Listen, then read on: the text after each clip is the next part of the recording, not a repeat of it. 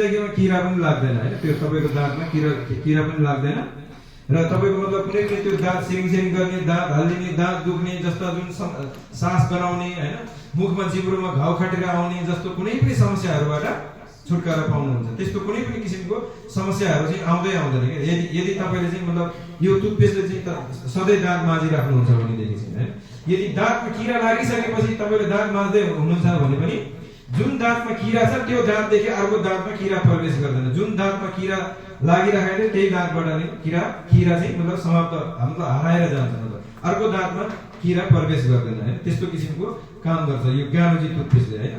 र प्लस यसलाई चाहिँ एउटा नाम एक र काम अनेक भनेर चिनिन्छ, किनभने एउटा भन्नुको लागि एउटा टुथपेस्ट हो, तर यो टुथपेस्ट भए तापनि यो चाहिँ धेरै चिजहरुमा, धेरै समस्याहरुमा चाहिँ प्रयोगमा ल्याउन सकिन्छ। धेरै कुराहरुमा, धेरै समस्याहरुमा चाहिँ प्रयोग गर्न सकिन्छ। जस्तै ज्वरो आउने, टाउको दुख्ने, रुगामर्गी भएर चाहिँ गाँठागुठी दुख्ने हैन, त्यो समयमा हामीले यसको बाफ लियो भने एकैचोटीमा छ्याङ्गै बनाइदिन्छ।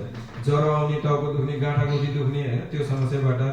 र तपाईको जस्तै अब पेट दुख्दाखेरि मनतातो पानीमा घोलेर पिउनु भयो भने त्यो समस्याबाट छुटकारा दिलाउँछ हैन। अब तपाईको के भन्छ, अनि सँगसँगै जुन पेटमा ग्यास भरेर ढुस्सै भएको बेलामा त्यतिखेर मनतातो पानीमा, एक गिलास पानीमा चाहिँ यो मनतातो पानीमा घोलेर पिउने हो भनेदेखि त्यो समस्याबाट छुटकारा दिलाउँछ हैन।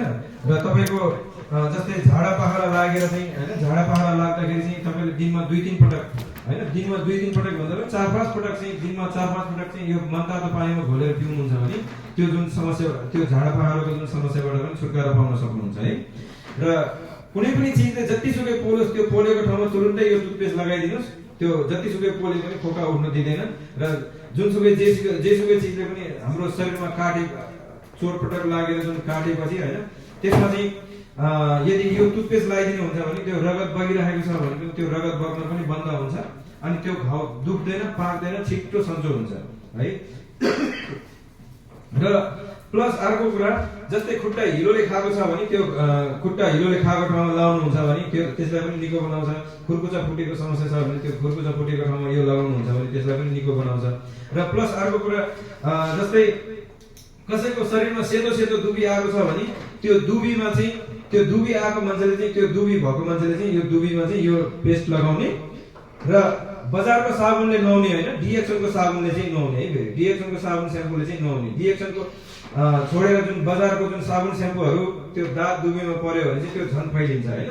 त्यसैले गर्दाखेरि डाक्टरहरूले चाहिँ के भन्छ, साबुन प्रयोग नगर्नुस्, साबुन स्याम्पूहरू प्रयोग नगर्नुस् भन्ने किसिमको एउटा सल्लाह सुझाव दिन्छ हैन, त्यस्तो समस्या भएको व्यक्तिको लागि है। र यो यसले चाहिँ तपाईको अझै मुसा, कसैको शरीरमा मुसा आएको छ भने त्यो मुसालाई काटेर लगाउन सक्यो भने अझै छिटो रिजल्ट दिन्छ। नत्र भने काट्न नसके पनि त्यो मुसामा त्यतिकै दल्दै जाँदाखेरि पनि सुकाउँदै बिस्तारै सुकाउँदै जान्छ हैन। त्यो बिस्तारै त्यो दल्दै गएपछि हार आउँछ हैन। र तपाईको पिनास बिग्रेको छ भने हैन, कसैको पिनास छ, अर्धा कपाल दुख्ने, त्यो पिनास भएर एकदमै समस्या भएको हुन्छ, त्यस्तो व्यक्तिले चाहिँ यसको बाफ लिने र सुत्ने बेलामा चाहिँ थोरै पेस्ट निकालेर अनि सुत्ने बेलामा चाहिँ त्यो 5-7 टोपा पानी हालेर दुध जस्तो बनाएर त्यो नाकमा हालेर सुत्ने हैन। त्यस्तो गर्नुहुन्छ भनेदेखि चाहिँ यो टुथपेस्टले चाहिँ मतलब त्यस्तो जुन समस्याहरूलाई पनि छुटकारा दिलाउँछ है।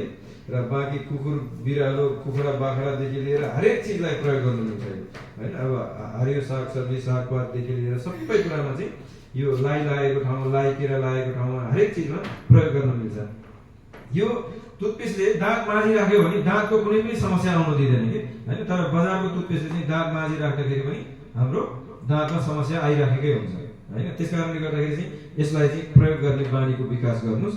र सँगसँगै हामीले अब हामी सबैले दाँत माझ्छौँ, त्यसकारणले गर्दाखेरि यो राम्रो चिज चाहिँ प्रयोग गरौँ के। त्यो बजारको त्यो केमिकल युक्त चिजहरू हैन, त्यो अब जो कि दाँत माझिराख्दाखेरि पनि त्यो समस्या नै भइराख्ने त्यस्तो चिज किन प्रयोग गर्नु हैन। हामीले थोरै दाम, थोरै महँगो, अलिकति बढी पैसा हालेर भए पनि एउटा राम्रो चिज, आफूलाई फाइदा गर्ने चिजहरूलाई चाहिँ हामी प्रयोग गरौँ न हैन। र सँगसँगै हामी दुनियाँको अधिकांश मानिसहरूले चाहिँ चिया कफी पिउँछौँ कि, चिया कफी पिइराखेकै हुन्छ कि सबैले हैन। दुनियाँमा हरेक मानिसहरूले चाहिँ जिन्दगीभरि चिया कफी पिइराखेको हुन्छ हैन। तर यति कुरा याद राख्नुहोस्, हजुरहरूले पनि सोच्नुहोस् हैन, कि बजारमा पाउने कुनै पनि चिया कफी हैन जुनसुकै ब्रान्डको जुनसुकै कम्पनीको चिया कफी होस् तपाईहरुले जिन्दगीभरि पिए पनि त्यसले चाहिँ जुन हाम्रो स्वास्थ्यमा चाहिँ हाम्रो स्वास्थ्यमा चाहिँ कुनै पनि किसिमको फाइदा गर्दैन के त्यो बजारमा पाउने कुनै पनि चिया कफीले जिन्दगीभरि पिए पनि हैन तर नोक्सान त्यसले